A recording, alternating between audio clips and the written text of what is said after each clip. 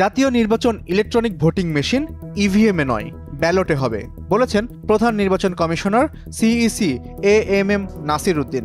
17 December মঙ্গলবার দুপুরে রাজধানীর আগারগাঁও নির্বাচন ভবনে গণমাধ্যমের সঙ্গে আলাপকালে তিনি একথা বলেন। এএমএম নাসির উদ্দিন বলেন, জাতীয় নির্বাচনের জন্য আমরা প্রথম দিন থেকেই প্রস্তুতি নিতে শুরু করেছি। প্রধান উপদেষ্টা জাতীয় নির্বাচনের যে সময়সীমার ইঙ্গিত দিয়েছেন সেই অনুযায়ী নির্বাচন পরিচালনার জন্য আমাদের সব ধরনের প্রস্তুতি রয়েছে। প্রধান নির্বাচন কমিশনার বলেন, কমিশন জাতীয় সংসদ নির্বাচনকে প্রাধান্য দিচ্ছে।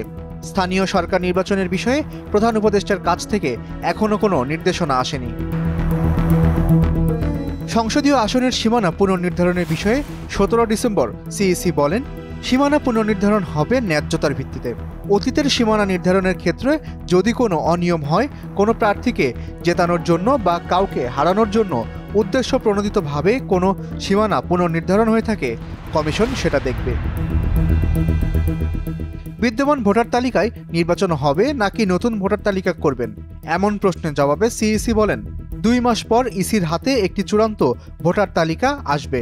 এরপর বাড়ি বাড়ি গিয়ে তথ্য সংগ্রহ করা হবে। অনেকে মারা গেছেন, অনেকে বাদ পড়েছেন, অনেক বিদেশি ভোটার হয়েছেন, ভোটারের ডুপ্লিকেশন হয়েছে, এগুলো যাচাই বাছাই করা হবে। রোডম্যাপ প্রসঙ্গে সিইসি জানান, প্রধান উপদেষ্টার নির্দেশনা অনুযায়ী কাজ করা হবে। আনুষ্ঠানিকভাবে কোনো রোডম্যাপ ঘোষণা করা হবে না, তবে নির্বাচন কমিশনের কাজের জন্য একটি অভ্যন্তরীণ পরিকল্পনা থাকবেই।